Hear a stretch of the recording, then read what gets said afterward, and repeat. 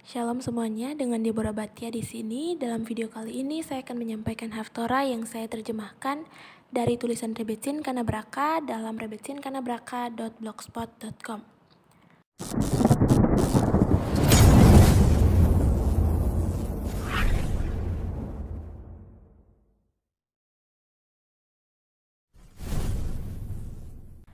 Haftorah Bamidbar, Ikatan Abadi Hashem dengan kita.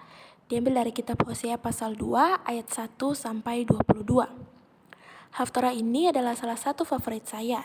Ini menggambarkan cinta setia Hashem kepada orang-orang Yahudi dan bagaimana kita bertunangan dengannya. Tidak peduli seberapa jauh kita menyimpang, ikatan abadi Hashem dengan kita tidak akan pernah terputus. Itu juga menyinggung banyak rahasia mengenai peran wanita yang terus berkembang. Bagian pertama, hubungan antara Haftorah dan bacaan Taurat. Untuk mempersiapkan kami menerima Taurat, Hashem menuntun kami melewati hutan belantara yang sunyi untuk membersihkan batu tulis kami dari sisa kotoran yang diserap selama pengasingan di Mesir. Kehidupan yang diperpanjang di alam, terutama di palang tengah yang terpencil, memungkinkan transformasi spiritual yang mendalam di hati anak-anak Israel. Terjemahan bahasa Inggris yang benar dari Bamidbar adalah di gurun. Kata ini juga terkait dengan kata untuk ujaran dibur. Dari sini kita belajar bahwa gurun berbicara Hamidbar Medaber. Saya pernah mengalami suara sunyi dari hutan belantara ketika saya bergabung dengan pendakian gurun pasir tahunan di Midreset Berot Batain. Sungguh pengalaman transformatif total berada jauh dari semua gemerlap kemapanan. Tidak ada toko, tidak ada rumah, tidak ada bangunan, bahkan pohon-pohon. Hanya pasir dan gunung tak berujung yang Anda lihat. Saat duduk dan bermeditasi sendirian di gunung, Anda dapat merasakan bagaimana semua lapisan luar identitas Anda menguap saat Anda berhubungan dengan inti percikan Tuhan yang tertanam di dalam jiwa Anda. Sama seperti gurun membersihkan Israel dan pengaruh asing dalam persiapan menerima Taurat, begitu pula Haftorah kami menggambarkan bagaimana Hashem membawa kami ke gurun untuk membantu kami melakukan teshuvah, bertobat dari pengaruh negatif yang diserap selama pengasingan. Haftorah membandingkan orang-orang Yahudi dengan wanita yang sudah menikah yang tersesat setelah pria asing. Hashem, suaminya, berjanji untuk membawanya ke gurun untuk memperbarui hubungannya dengannya. Aku akan mengunjunginya pada hari-hari Baalim kepada siapa dia membakar dupa dan dia menghiasi dirinya dengan anting-anting dan perhiasannya dan mengejar kekasihnya. Dan dia melupakan aku, kata Hashem. Oleh karena itu lihatlah, aku akan pikat dia dan bawa dia ke padang gurun dan aku akan berbicara dengan nyaman di hatinya. Hosea 2 ayat 15-16. Khususnya di padang pasir, akankah Hashem berbicara ke dalam hati kita? Karena di gurun kita bisa melepaskan lapisan luar keterikatan kita pada bahan, anting-anting, perhiasan, kekasih, dan lain-lain. Kemudian kita bisa membuka diri untuk mendengar suara menghibur dari Hashem, berbisik melalui hutan belantara yang sunyi untuk kembali kepadanya dengan sepenuh hati. Bagian kedua, kesetaraan antara suami dan istri mencerminkan hubungan terakhir yang diperbaiki dengan Tuhan. Kata Ibrani untuk suami, Baal secara harfiah berarti tuan. Ini mencerminkan peran patuh perempuan sepanjang waktu ketika mereka bergantung pada suami untuk keberadaan mereka. Saya benar-benar menganjurkan pentingnya istri untuk menghormati suaminya. Namun di sisi lain, jika suami adalah majikannya, ada sesuatu yang hilang dalam hubungan di antara mereka. Melalui hubungan hamba atau tuan, maka suami dan istri tidak dapat berhubungan satu sama lain dengan cara yang paling tinggi, karena seorang hamba tidak dapat sepenuhnya bersatu dengan tuannya. Ketika dia berada di atasnya dan dia tidak mencapai puncak kepalanya, hubungan mereka tidak sepenuhnya cocok. Misalnya, jika hanya sang suami yang mempelajari Taurat, tetapi sang istri tidak pernah belajar karena dia benar-benar kewalahan dengan tugas-tugas rumah tangganya, maka mungkin sulit bagi mereka untuk melakukan percakapan yang akan bermakna bagi keduanya.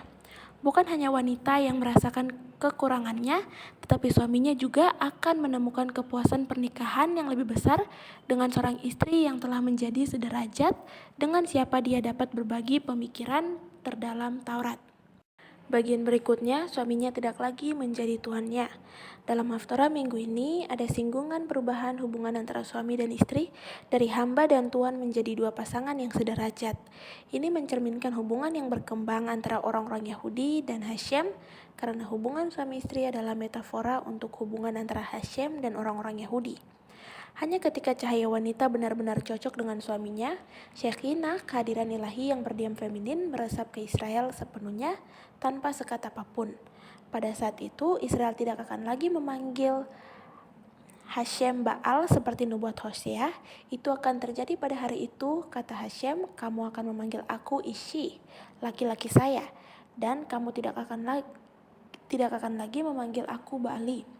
Dan aku akan menghapus nama-nama Baalim atau berhala dari mulutnya. Dan nama mereka tidak akan lagi disebutkan. Hosea 2 ayat 18-19. Kata Baal juga merupakan nama berhala yang layanannya tersebar luas di Israel. Oleh karena itu, berkaitan dengan Hashem sebagai Baal membawa asosiasi penyembahan berhala. Seperti yang kita lihat dalam ayat di atas, menahan diri untuk memanggil Hashem Baal diikuti dengan menghilangkan nama-nama berhala. Ada banyak tingkatan pelayanan ilahi dan berhubungan dengan Hashem karena guru itu jauh dari yang tertinggi. Itu adalah pemujaan karena takut dan bukan karena cinta murni.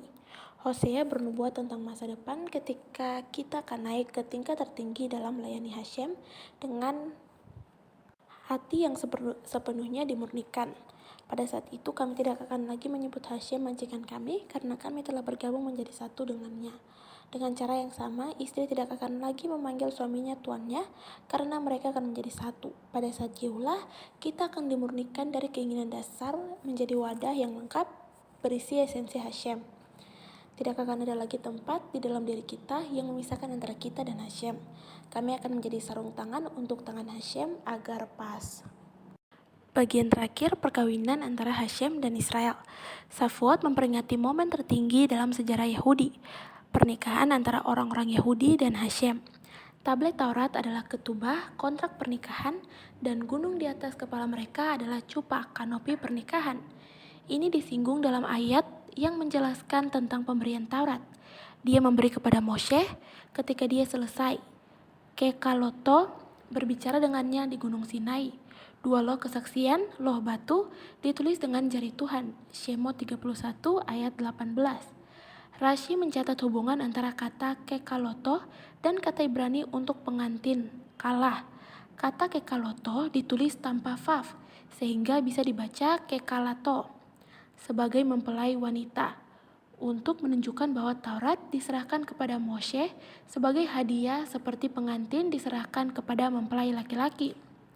Sama seperti pada hari pernikahan seorang raja, dia membagikan hadiah kepada siapapun yang memintanya. Di Shavuot, kita juga dapat datang kepada Raja yang Maha Kuasa dan meminta restu Shavuot darinya. Saya telah mendengar bahwa terutama saat matahari terbit di Shavuot, langit terbuka sepenuhnya untuk permintaan apapun, terutama jika terkait dengan Taurat. Sama seperti pengantin membuat komitmen satu sama lain pada hari pernikahan mereka, demikian pula di Shavuot, orang-orang Yahudi dan Hashem berkomitmen satu sama lain melalui sumpah. Seperti yang diungkapkan dalam ayat penutup Haftarah kita, aku akan menunangkanmu dengan aku selamanya, dan aku akan menunangkanmu dengan aku, dengan kebenaran dan dengan keadilan, dan dengan cinta kasih dan dengan belas kasih. Dan aku akan menunangkanmu dengan aku, dengan iman, dan kamu akan mengenal Hashem. Hosea 2 ayat 22. Sekian untuk video kali ini. Jika konten ini memberkati Anda, silahkan beritahu kami di kolom komentar. Jangan lupa juga untuk like, subscribe, dan nyalakan bel notifikasi dan share video ini. Terima kasih. Shalom.